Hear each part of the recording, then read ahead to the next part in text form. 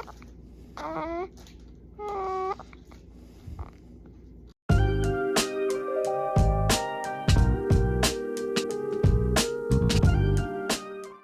friends, welcome back to another video. As you can tell by the title, I am going to be sharing my baby's birth story.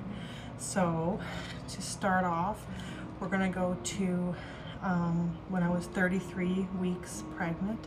I had gone to my regular prenatal checkup, and at that appointment, my doctor felt my stomach, felt baby, all those things, and he told me that baby was sitting breech. And that was very discouraging because the last thing I wanted in this world was another cesarean. And I'll get into that reason why.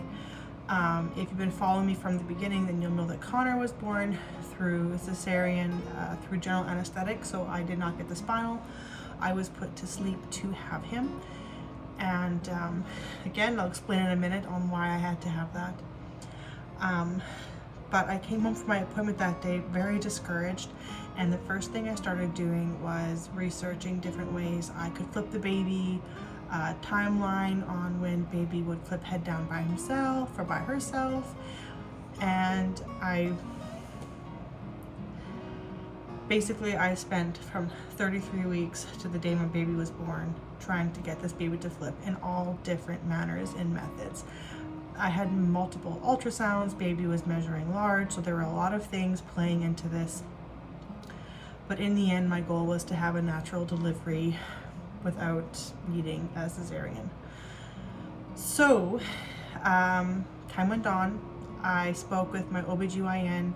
We talked about doing an ECV to flip the baby, but there were some risks associated with that I was not comfortable with, so we decided against that.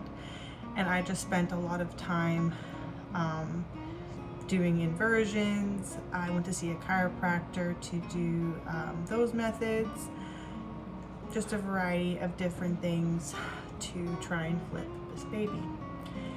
But anyway, the reason that Connor was born through general anesthetic cesarean was because of my low platelets. So if you've been following me for a while already, then you know I suffer from I have ITP, which is just an autoimmune disorder, and that means that my platelets, which are blood clotting agents, they drop pretty low when I'm pregnant. Like the normal range is like 150 to 380.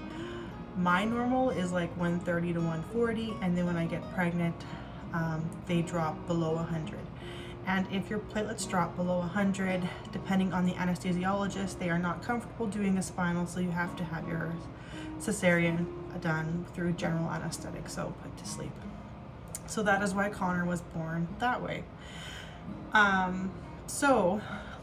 Leading up to my baby's birth, we decided that I was probably just going to have a scheduled C-section, and because we live an hour away from the hospital that would do the delivery, we were told it would probably be safest for us to stay in that city days leading up to my baby's birth, just in case I were to go into labor on my own and start to bleed.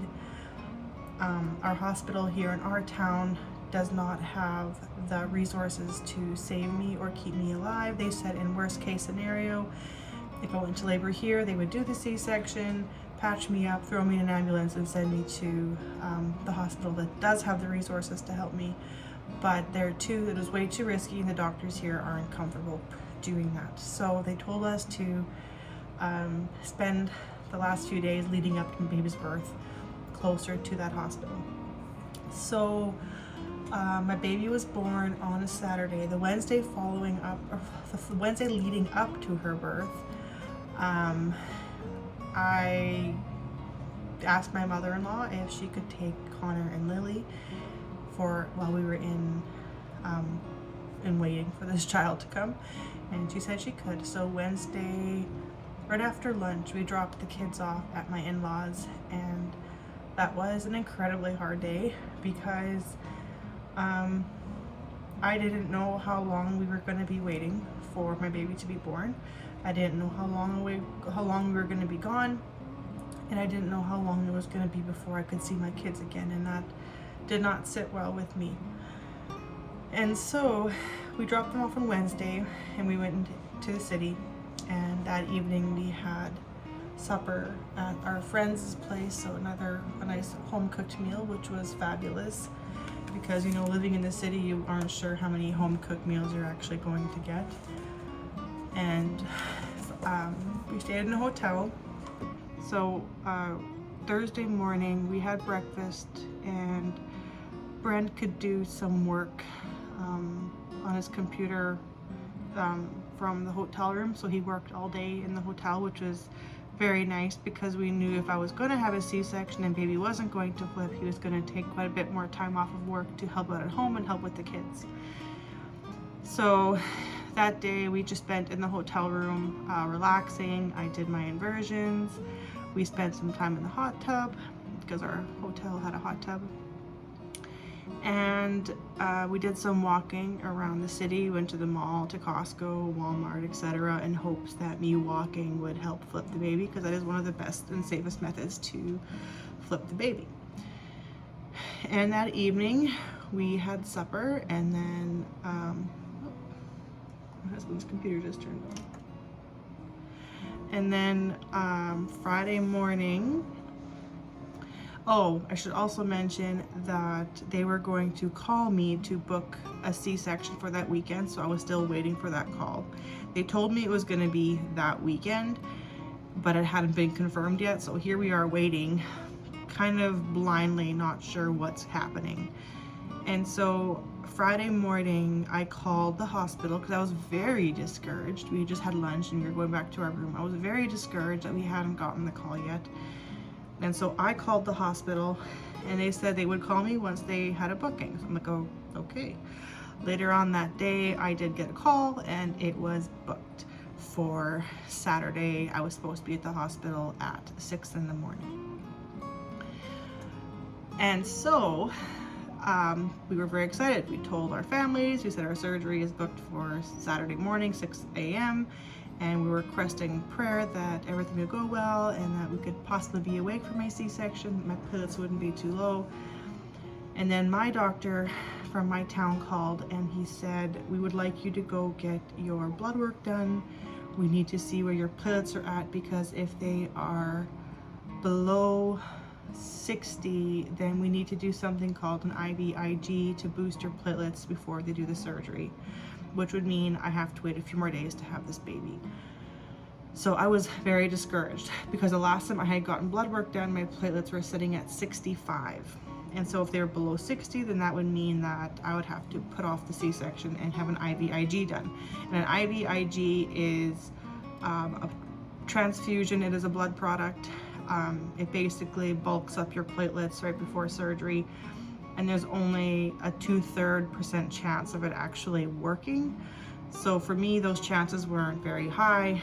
So I went and got the blood work done, and I had people praying that my platelets would be high enough. And that evening, my platelets had jumped to 79. So surgery was a go. It was all planned, and we were very happy. It was a huge answer to prayer. So that night, we had some friends come into the city, and they took us out for dinner as kind of like, you know, celebrating our baby's birth for the next day, and it was a lovely evening. We got back to our room that evening, and we sat in the hot tub. We kind of just talked about the next day and things that were happening and everything leading up to it. I was feeling a little bit more at peace with the idea of having a C-section, but my heart was still very broken, because I knew if I had a C-section now, then my chances of having a normal delivery for any future children would be gone, and I just wasn't sure if I was ready for that, because my delivery with Lillian was such a dream that I just wasn't sure I was ready to never experience that again. So Friday night we go to bed, and our alarm was set for 4:30 the next morning to kind of just pack up our room and get ready to go to the hospital. Around 2:30 I woke up, and I did not sleep again. And I wasn't like nervous or anything. I was more or less just, I couldn't get the thought out of my head that the baby was coming today. And so I laid there, and you know, I prayed the baby would flip, and I did some more exercises in hopes that baby would flip. And then when Brent woke up around 5:30, or not 5:30, sorry, around 5, we packed up our room. I wasn't allowed to eat anything prior to the C-section, and apparently I wasn't allowed to drink anything either. I didn't know that. So I'd been drinking a lot of water because I have small veins and it's hard to get an IV in. I even had problems getting blood work done this pregnancy. If you're hearing noises in the background, Lily woke up from her nap, so she's talking in her crib. But anyway, I was drinking a lot of water because I have small veins and I was hoping that they wouldn't have a problem getting the IV in. So when I got to the hospital, they'd asked me if you had anything to eat or drink since midnight. I said, well, not food, but I'm drinking water. Oh, well, technically I wasn't allowed to have water either. I'm like, oh, well, I wasn't aware of that. They said no food after midnight. They said just in case I get nauseous after the C-section, I have to throw up. Not very comfortable to have after a major abdominal surgery. But anyway, they got the IV in. They got me all prepped for surgery, and then she started to feel my stomach, and she's like, huh, I am feeling feet. And she was like, feeling up here. She's like, I feel feet. And I looked at Brent, I'm like, did baby flip like last minute? Because that would be absolutely amazing. And she said, well, we'll get an ultrasound machine and we will check for baby because you might be able to have a natural delivery. And so I was like very excited. But then as I was waiting for them to come back with the ultrasound machine, I was looking around our room, like thinking to myself, am I really gonna spend the day in labor? And then I had like a flashback to being in labor with Lily, and I got freaked out. I started getting really scared. I just didn't know if I could handle that much pain again, and I was absolutely terrifying. They came back with the ultrasound machine and they checked, and baby was sitting in a V position. So baby's bum was down by my cervix, and then the feet were up here and the head was right here. So still breech. So C-section was still happening. So they had me in the OR shortly before 8, and I fell asleep. I don't remember anything after that, obviously. And when I woke up, I was in recovery, and we did not know what our gender was going to be. So I woke up in recovery. 1 second, my baby is fussing. I have to go put her suitor back in. So I woke up in recovery. The first thing I remembered was somebody telling me to make a fist. And so I made a fist. I wasn't like awake, but I was coherent enough to like remember this. And they were just drawing some blood. And then I remember a blood pressure cuff going on my other side every 10 minutes or so. And then I was out for a little bit more, and then when I tried to open my eyes, where my bed was positioned was right in front of like a nurse station, and behind their station was a clock on the wall. And when I opened my eyes, I saw there was 4 clocks on the wall. I'm like, nope, so I'm not totally out of it yet. So I closed my eyes, and so I think a nurse will have noticed that I'd woken up, and she came in, she asked how I was feeling, and she had mentioned that I had lost a lot of blood during surgery, so I'd had to have a platelet transfusion during the operation. And I was okay now, my platelets had jumped already. And then she'd also nonchalant, casually mentioned, oh, by the way, you had a baby girl. And I'm like, okay. I was so out of it that at the moment I didn't really care. So I just asked, like, where's Brent and where's my baby? They said, they're in your room. We'll bring you there once you are feeling a little bit better, and we have a nurse to bring you. I'm like, all right. And at the moment I didn't care. I was so incredibly drowsy from being under general anesthetic. So I fell back asleep. And occasionally I would try to open my eyes to see how many clocks were on the wall. And eventually I noticed there was only one. And so a nurse came and she asked, how are you feeling? I said, I'm feeling pretty good. Can I go see my baby now?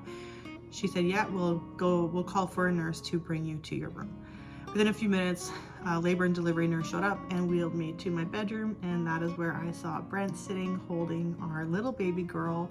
And the first thing I noticed was how much hair she had and how dark it was. So Connor and Lily, like Connor had dark hair, but it wasn't very thick, and it wasn't like super dark. Whereas Lily, she was a pasty baby, whereas Brielle was like she had dark skin. She didn't look like my other babies. That was the first thing I noticed, that she was quite dark and chunky. She weighed 7 pounds 11 ounces at birth, whereas Connor was 5'13" and Lillian was 6'2". So I had a bigger baby, considering she was born at 37 weeks 4 days, only 1 day later than Connor and Lily were born. And the reason they delivered her early is because I naturally go into labor before 38 weeks, and they couldn't risk me going into labor on my own if I was here. So they called me to stay in the city that we were at, where she was born, and they did the C-section as late in the 37th week as possible to avoid any needed NICU stay. But anyway, yeah, that was the birth of my baby girl. I'm going to do another video yet of my postpartum experience, because it was 100% different than Connor's and Lily's, and so I want to share that. But yeah, that is the story of how we had our baby girl. So no, I didn't get to have another natural delivery, but in the end, all that mattered was getting baby out safely and alive, and keeping me safe and alive. One of the things I think I forgot to mention, after Brielle was born, they brought her, like, I think Brent said it was like less than half an hour from the time I walked out of our hospital room to the time they brought Brielle into the hospital room. Nobody gave him any information on how I was doing for 2 hours. So he sat there not knowing if I was alive or dead or bleeding out or how the surgery had gone. Nothing. Nobody gave him any information for 2 hours. I think it was a little bit negligent on the hospital staff's part, but anyway, after like the 2 hours, he asked, so how's my wife doing? And, oh, she's fine, she's just in recovery. Okay, that would have been nice to know right at the beginning, so he didn't have to worry about it. But anyway, that is Brielle's birth story. So thank you for watching. If you like this video, please give it a thumbs up, and as always, I will see you all in my next video. Goodbye, guys.